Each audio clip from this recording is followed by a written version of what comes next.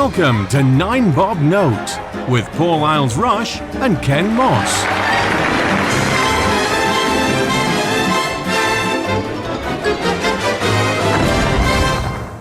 Hello and welcome to 9 Bob Note. I am Paul. And I'm Ken. How are you? Well, I'm tickety-boo and a half. It's been a while, but we say that at the beginning of every episode. We like to keep people waiting. Yeah, less is more. Absolutely. Absence makes the heart grow fonder. It's your turn this week. What have you got for us? Halloween. Ooh, or ooh. It's one of those things that I think when we were kids, it wasn't really anything big. But now it's very, I mean, it obviously comes from America. It's a sort of big celebration of it. I know traditionally it's always been I think it'd be a Catholic. Pagan. People. Yeah, Samhain it was called. But yeah, so now it's everywhere. There's Halloween decorations. There's people are doing their houses up. There's, planning parties and stuff like that. And I just wondered how you feel about it all. Couldn't give a toss, really. I do agree it's gone very, very, very commercial now. And when I was a kid, I did actually go through a period where I was really into it because there was I don't know whether you remember it or not, there was a TV movie called The Worst Witch with Tim Curry. And I loved that TV movie when I was a kid. I've seen it once since as a grown-up. We'll leave that there. Right. But you loved it as a kid. But I loved it as a kid, and it really got me into the whole Halloween spirit. I don't know whether Harry Potter's had anything to do with it, because there's quite a Halloween-y feel about Hogwarts and that whole witches and wizards thing. It's something that's been bastardised, really. I'm not entirely sure it's a bad thing, the way that it's gone, because it's witchcraft and magical, what's the word I'm looking for? Mythological, whatever.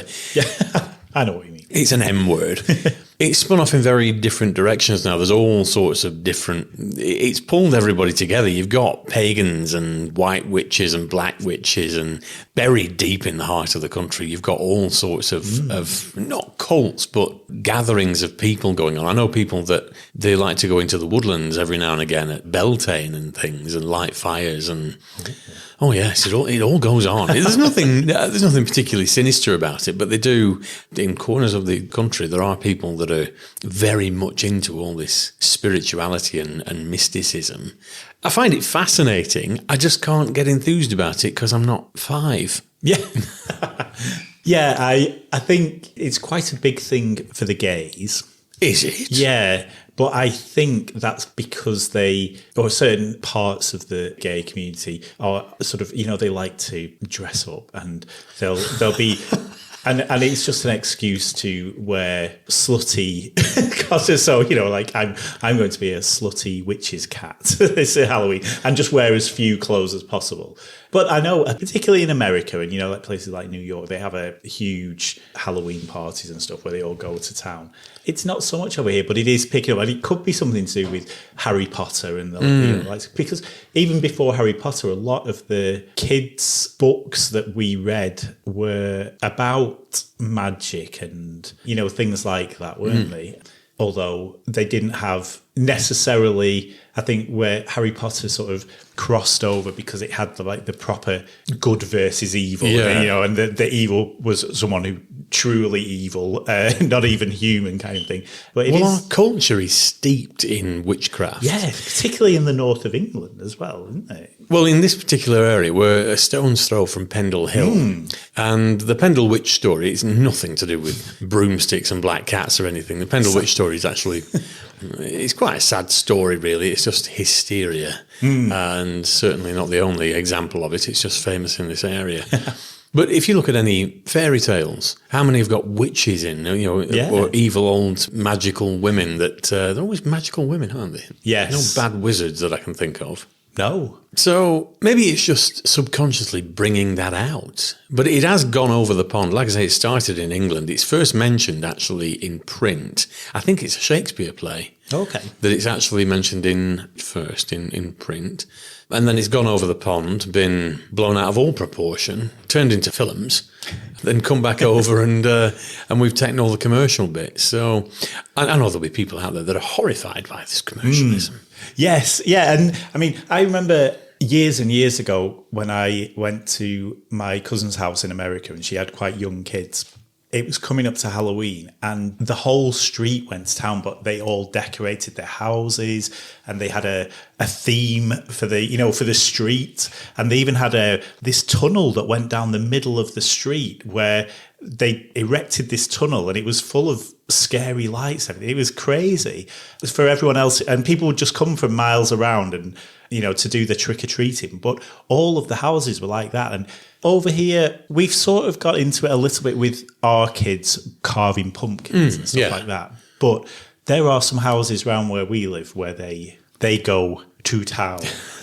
And even recently we've been shopping for furniture and you go into like furniture shops and they have, normally around about this time of year, well, actually in about August, they start clearing the shelves and having their Christmas displays out. Well, in between the summer stuff and the Christmas stuff, they now have a whole range of things where people can put out their Halloween decorations. I've seen Halloween trees and which I'm not sure. And also the other day I did see, you get those giant inflatable snowmen at Christmas that people put out on their driveway. A giant inflatable pumpkin. It was the same mould as the snowman, but it was orange. So it was 3 pumpkins on top of each other. But first of all, where do you even store? None of us have room to store our Christmas decorations, but where do you store your Halloween decorations? And where do you stop? What's next? Well, they're coming for your kids, I'm telling you. Yeah, that's just a whole other conversation about the commercialisation of Christmas in particular. It started the Boxing Day, the Easter eggs are out. So, God, this sounds like 2 very miserable middle-aged old men, doesn't it? It's not as good as it was. That annual festival of licence begging where the kids come round and... Look at them. Pathetic costumes. The saddest Halloween of all, though, was a few years ago when we had lockdown. And personally speaking, I was a bit blasé about the whole lockdown thing. I was semi sort of thinking, like we were when we were kids, go and play with the chickenpox kids, catch it and get it. And so I was a little less terrified of it than some people were. But getting the kiddies coming to the door with their mums and they'd knock on the door and just look sadly through the window and they'd be there waving. And you think the whole point of it, to go out and give kiddies sweets and things or a little something off a tray. Yeah. Because they've gone to the effort of getting dressed up and going out with the mum or the dad or what have you. And then they're just sadly waving through the window, look at our costume. I just couldn't bear it. Yeah. And I went out and I said, there's a tray there. If you're all right, come and take some sweets for your jars and things. But there were hardly any kids out that year. And they always come here and I always put like a little pumpkin candle and a skull in the window. So they know, yeah. To come and knock. But it was just so sad seeing these little children being deprived of what for them is a big event of the year. Yeah, it was very sad. And there was a lot of stuff going around about, if you are going to put a bowl of sweets, make sure that they're individually wrapped and make sure you provide hand sanitizer to, so that they can clean their hand. And it's just like, they're already wearing masks. What more do you want? Oh, yes, that was a very sad one. One thing that I don't like about the trick-or-treating, I love when the kids come round and they're all dressed up and they've made an effort. What I hate is teenage kids who have bought a 50p mask, if that, or just not made any effort and just go around knocking on doors and asking. First of all, I think that's quite intimidating for some elderly people, but also you're just threatening people. It is licence begging, but I've got to say, neither of us are small men. But I've been confronted by 2 or 3 teenagers on the door, and it is intimidating. Yeah. I mean, what the hell do you do? Here you are, lads, there's a Twix. Yeah, that's it. Yeah, it's great to have the little kids, like you say, out with their parents and they're dressed as cats or whatever. It's exciting for them. And then they get this bowl full of sweets. It's a strange thing. I really like it. I like the idea of it. But for the people who have always celebrated, that season or Halloween in particular, particularly if it's related to their spirituality and their belief system, whatever they follow, like you were talking about, the white witches and things like that. I wonder if they see Halloween and the way that Halloween's changing in the way that, say, a staunch Catholic sees the build-up to Christmas. Yes, let us not forget the real meaning of Christmas, where a woman went to extreme lengths to cover up an affair. The disclaimer may not be true. Although that disclaimer could also apply to the Bible. Yes, all characters within are fictional, and any resemblance to characters alive or dead is purely coincidental. Well, I get the same vibe. I've no idea, I've nothing to back this up, but have you seen Solstice at Stonehenge? Now, that's something I am fascinated by, but I've no interest in going to witness. Because have you ever seen Stonehenge after all the tourists have been? Yes, because they always show pictures of it, don't they, in the press? And The Stonehenge, this old colossal monument from the dawn of time, just covered in McDonald's wrappers. Yes. But I feel very sorry for the Druids, who genuinely do celebrate this as part of their belief or culture or whatever it is, being hijacked by a load of people on the phones. Yeah, just to say that they were there and completely ruining something that for a particular group of people that's their thing. Yeah, and a particularly sort of significant and symbolic time for them. And they can't do what they would normally do because there's a load of idiots Instagramming it. Somebody's swinging from one of the top. Yeah. It's not the best lighting, this, actually. Could we move that stone and that stone? Yeah. It's not showing my best side. It's blocking out the moon. Yes. But on the whole, I do think I think it's nice for the kiddos. And God almighty, the world's such a miserable bloody place. Any bit of joy that the kiddies can get now. The younger ones, from what I see, and bear in mind, I increasingly now shut myself off from the rest of the world because I just can't stand the way things are.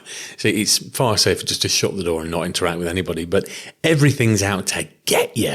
And the kids are being raised with this culture of everyone's out to get you and everybody's against you and everybody's the phobic about you wearing that dinosaur T-shirt. Everything is sinister now. And I do like the fact that the kiddies have got something. The kids are a big thing for the kiddies. Yes. Yeah, where they can just be kids, be silly. Obviously, you have to teach them to be safe when they're going out trick-or-treating, blah, blah, blah. But yeah, just have a good time. I think one sort of last anecdote, our kids have got a Halloween disco at school, but because it's a Catholic school, and I think Halloween is the 31st of October and All Saints Day is on the 1st of November. That's right, yes. That's a big thing in the Catholic Church. Well, that's when the Appleton sisters come and sing in the choir. Yes, that's it. Melanie Blatt's obviously not allowed in. Obviously. But for those of you below the age of 45, that's meaningless, but never mind. Yeah, it was once a topical reference. So the school has sort of made guidelines about, fancy dress is optional, but it can't be evil fancy dress. So we don't want... You most certainly cannot go dressed as the devil. But things like evil clowns and stuff like that just makes it just like a normal fancy dress party. So my daughter is going with one of her friends and they decided that they wanted to do a sort of coordinated costumes so that they could be seen that they were there together. And all of our suggestions were ones that would be on the struck off list. I mean, mine was Fred and Rose West. But that's my go-to for any Halloween. Well, it's very easy, isn't it? Just mess up your hair and wear a bad top and Grab your shovel. And get yourself the ugliest wife you can. The wife stroke sister.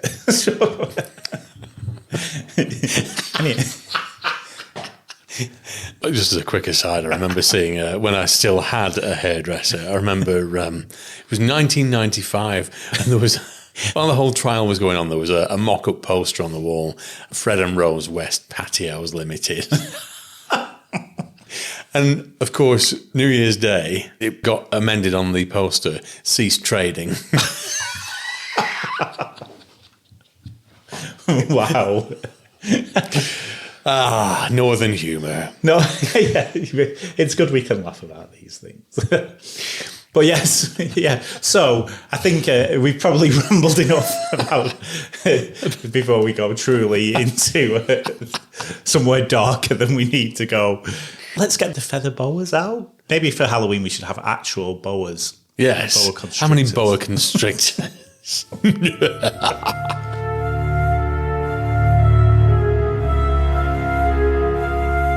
I think,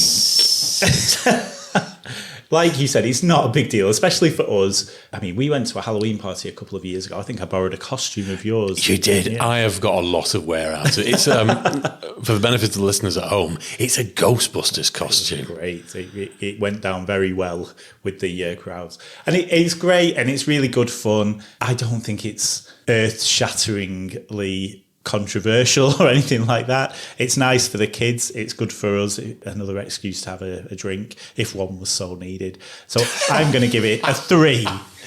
I'm going to go with you on that. It is a 3 from me as well. In terms of what it is, it's now become something nice for the kids. And I also think on some level, because everyone thinks that it's an American thing that's come over. Yeah. I do think that we could do to re-educate ourselves on this. Reclaim it. Yeah. Yes. So, however it's taken by the people participating, it's a celebration of our culture. So let's look at it that way. Hurrah. So, to everyone out there celebrating Samhain this 31st of October, woo! What are you rounding us off with? I am going to round us off with a Screening Queens.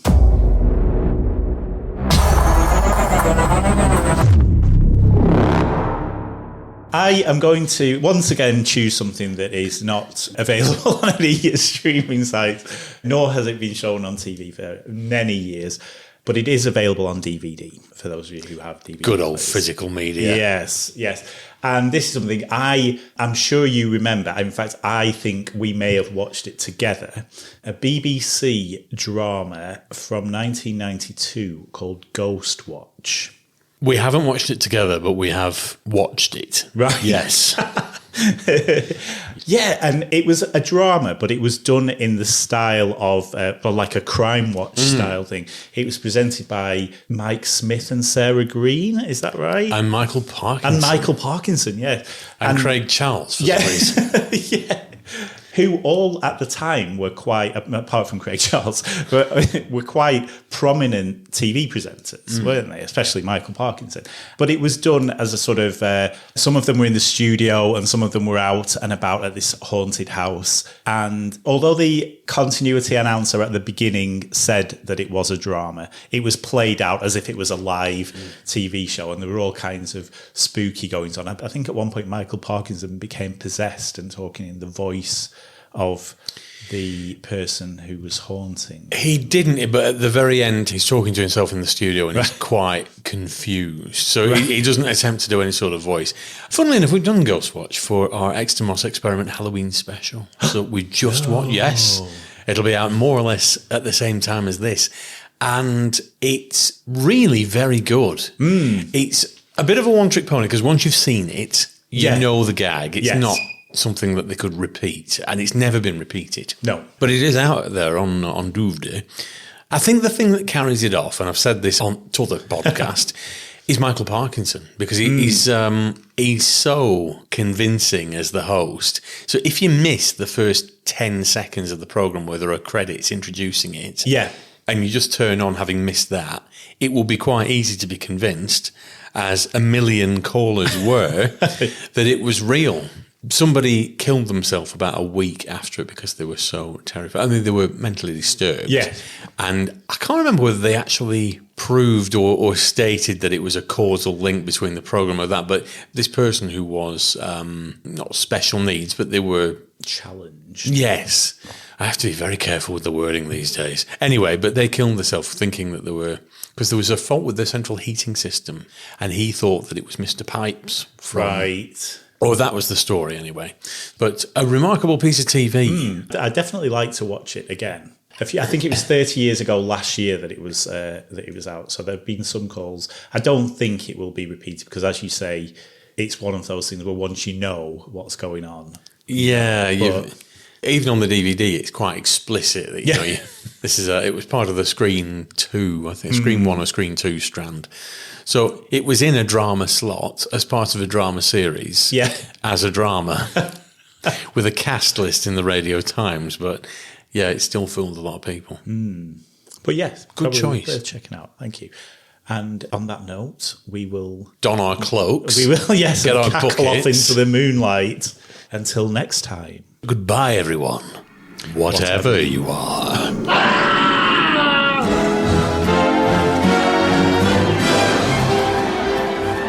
Nine Bob Note featured Paul Isles-Rush and Ken Moss.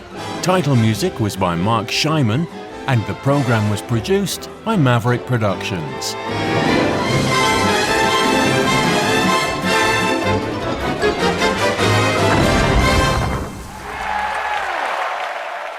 For more information, please visit maverickproductionsuk.blogspot.com or find us on social media.